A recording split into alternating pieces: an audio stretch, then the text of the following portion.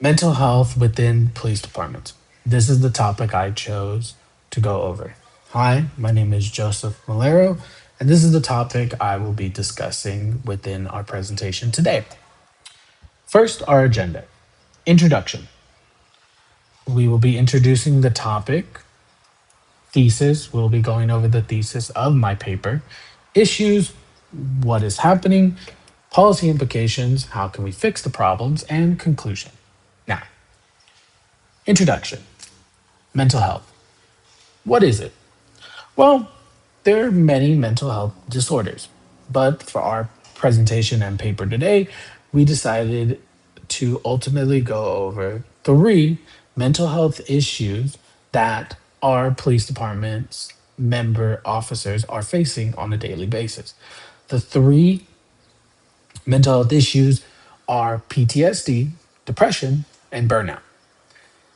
Then we will be discussing the damages and the stigmata of what mental health and these three mental health issues have on the department. Then we will be talking about the solutions, the policy implications that can fix this. First, my thesis. This is the most in, this is the most important thing, improving the lives of not only the individual officers, but the whole department itself. Completely focusing on the mental health issues to better officers, not only for themselves, but for the community as a whole. The mental health crisis is plaguing our police departments, and we need policy and implications that can not only fix the problems, but better the life of our officers.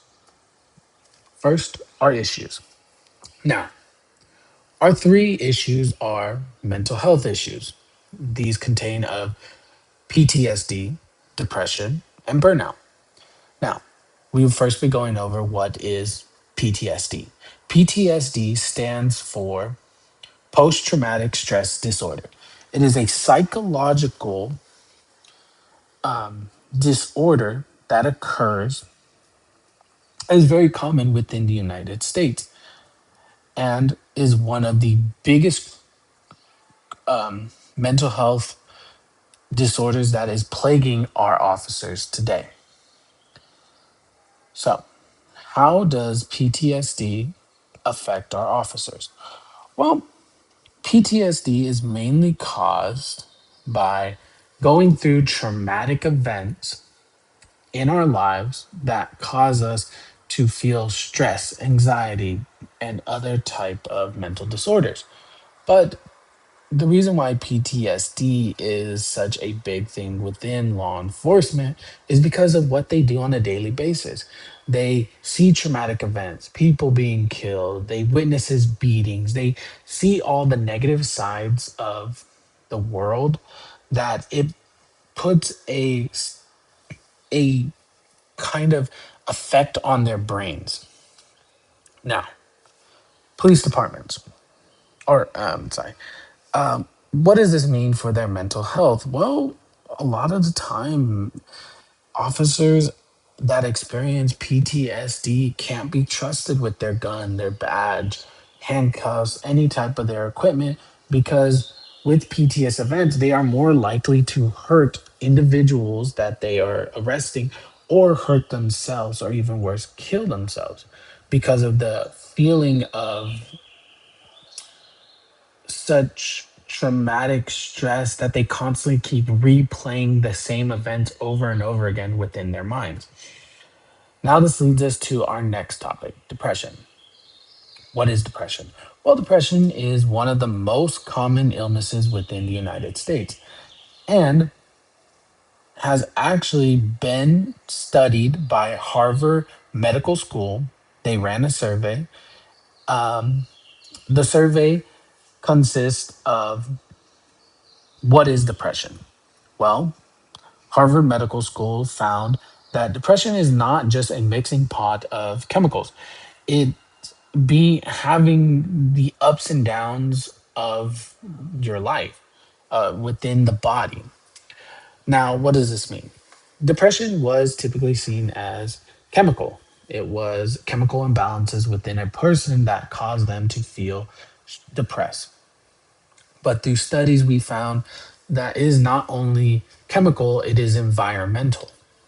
That some examples of not feeling depressed would be you pass all your exams, you got A's in all your classes, you're at your highest of high, you're feeling great. Depression is not a problem.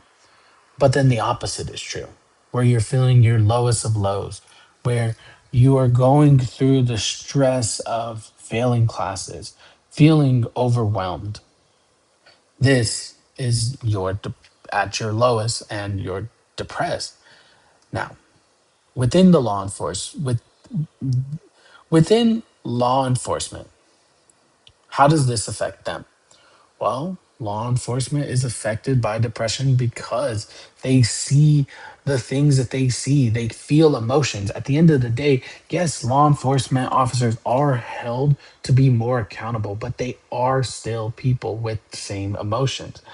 And this is evident with the Pug Medical Center did a survey of 231 officers and asked them if they have ever felt any type of depression, burnout, suicidal thoughts. Within the survey, 127 officers have reported they had felt one of these types of emotions. And even with the study, this was even a misnomer since the scientists running the study believed that many officers were just not willing to actually say that they were feeling these type of emotions, so a lot of them may have lied. The feeling of helplessness. Law enforcement officers go through a feeling of helplessness within their jobs. The rate of officers feeling helplessness has gone up to 26.5%. Now,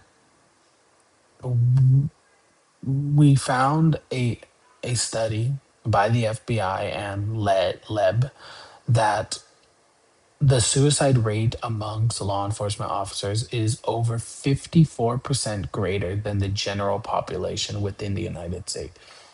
Due to them having stressful jobs and the feeling of depression, the suicide rate for them has gone up tremendously. Now, this also leads into burnout.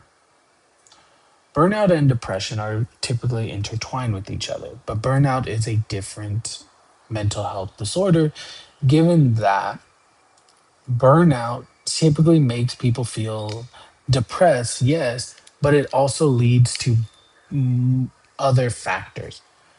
One study found by doing a survey and the Griffiths University found that 53% of officers reported a higher level of burnout, and 44% of officers were still active duty, and 31% of those officers were former active duty. This quote shows us that many officers are still in the environment of what led them to have the original emotion of feeling burned out. So not only are we putting officers in stressful, high intensity mental health, emotional roller coasters, but even though they are having these feelings and they are willing to talk about them, we're still putting those officers in these high intensity fields. And what does this lead to? If an officer has one or more of these mental health issues, what happens to the officer and to the community? Well, this leads into damages and um, stigmatas. Now, officers typically work in 8 to 10 to 12 hours. This is a super amount, a lot of hours to be working. Law enforcement officers are going through these hours with high intensity, stressful environments. Now, what is the when having these emotional issues leads to three things. Either the officers quit, the officers harm themselves, or worse, kill themselves. These are the damaging factors of mental health issues that are not being treated or just straight up being ignored by the department that leads to these officers doing these actions.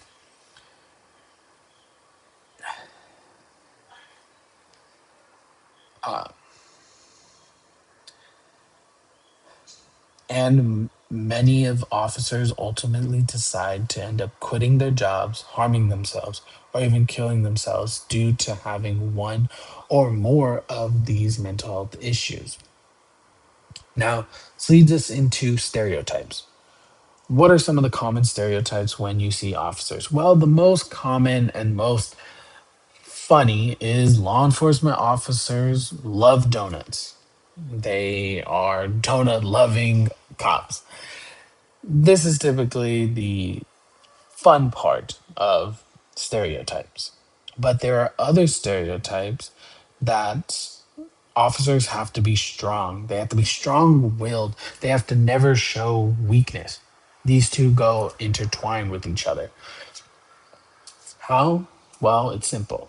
They have to show that they are above normal standards of other civilians, that they don't have weaknesses like us. They don't have to go through traumatic emotional responses because they are stronger than that. It typically creates a form of like a robot to where they can overcome all the PTSD, the depression, the burnout. It doesn't exist because officers are supposed to be stronger than that. This typically leads to it being false. That many of the times these officers do feel this, but they have to hide the fact that they feel these emotions, that they have to show their strengths and show that they are don't have these problems. And a lot of the times, these problems end up going undiagnosed, and the officers end up not seeking the help they need, which ultimately leads them to doing one of the three: quitting, harming themselves, or killing themselves. So, our next topic is policy implications. How can we fix this problem? Well, one solution is community. Let's build trust again. Let's make officers feel safe within the communities that they are patrolling by unifying the community and the officers, and not only build trust so that the officers can depend on the community to have less stressful environments, but the community can also have less stress and scared of officers. Because this is what it typically is. People are scared of law enforcement. The community is scared, and the officers are scared of the community. But ultimately, if we build trust, we can fix these problems. Some of the ways we can build trust that we actually do already is coffee with the cop, barbecues, kids' basketball games. Show the public that law enforcement officers are not just officers, they are people too. And we need to show the human aspects of them in order to come together to fix the problem and ultimately make the community stronger together. Now, awareness. Awareness of mental health. We have this. We know what mental health is, but within the department, we know of it, but we don't try to fix it. Making it aware to the departments to where we get rid of the stigmata of, oh, if someone has a mental health issue, they are weak. We need to get rid of that. We need to no longer have other officers or superiors judge them based off one thing. This also leads to restructuring, making it a better place for officers to feel more comfortable, to have the ability to be able to seek professional help. One way we can do this is by making it more available for counselors, for psychologists to talk to these law enforcement officers. One reform that San Jose PD has actually started is a new program. This new program is allowing for officers to seek mental health help, and is no longer being cited as a bad thing, where it is actually a good thing to seek medical help, seek the professional medical help. It takes away the stigmata of, oh, if you go seek mental health help, you're not strong enough, you are weak, so you cannot be an officer. And this is why many officers refuse to even go seek help, because they are scared of not only losing their job, but fear of looking down upon by other officers or their hierarchy. So ultimately, we need to fix these problems within our department. We need to not combat the mental health, but we need to combat the view on mental health. We need to come together and fix the problems that are occurring. This ultimately leads me to my conclusion: mental health, policing, and uniting. Mental health is the problem. Policing is also the not the problem, but it is the factor that mental health is affecting our officers, and we need to treat them with better respect and fix the problem that is occurring.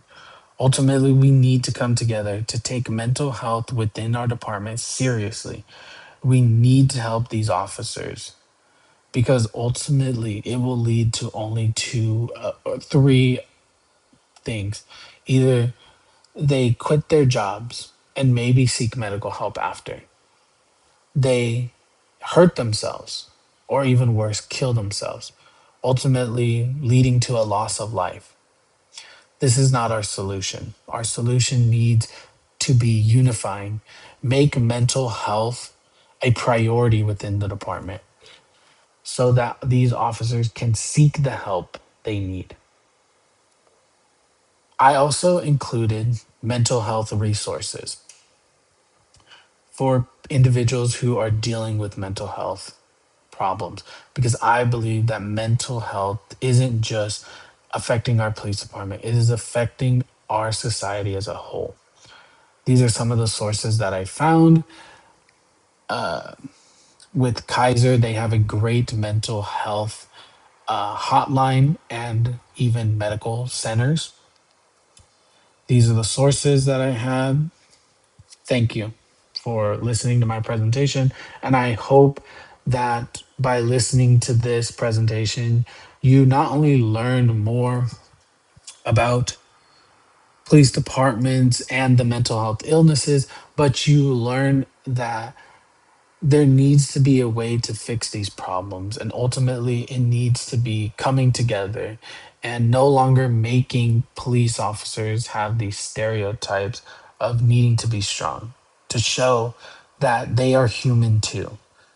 And we need this in order to not only protect our officers, but to protect our own communities and making us a stronger and better place. Thank you.